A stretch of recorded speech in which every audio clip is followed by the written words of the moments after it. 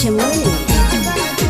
ठंडा में अंडा खिलाइबो के छाउरी सुतेले दे देबो गादा गे।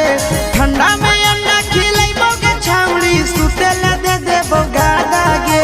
के देखले बनाई के यार प्यार करबो सबसे ज्यादा गे। देखले बनाई के यार प्यार करबो सबसे ज्यादा गे। ठंडा में अंडा खिलाइबो के छाउरी सुतेले दे देबो गादा गे। ठंडा में अंडा खिलाइबो के छाउरी सुतेले दे देबो गादा गे। देखले बनाई के यार प्यार करबो सबसे ज्यादा गे। देखले बनाई के यार प्यार करबो सबसे ज्यादा गे।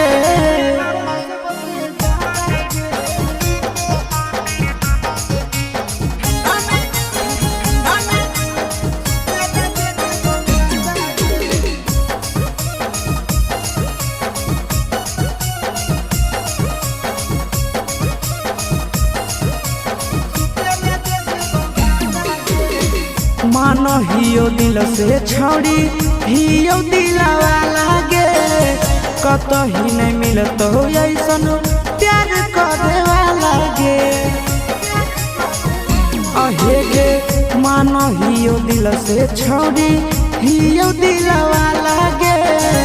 कतही नहीं मिलत हो ऐसन प्यार करे वाला गे। कुछ के कमी नहीं देबो के छौड़ी करहियो तोर से वादा गे। कुछ के कमी नहीं देबो के छौड़ी करहियो तोर से वादा गे। देखले बनाई के यार प्यार करबो सबसे ज्यादा गे। देखले बनाई के यार प्यार करबो सबसे ज्यादा गे।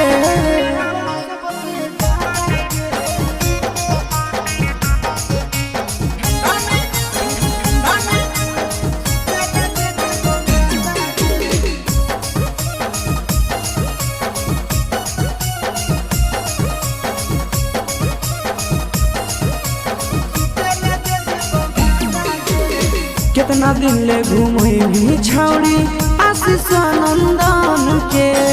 कोई भी हमर सुख छौड़ी खुश रहतो मान गे।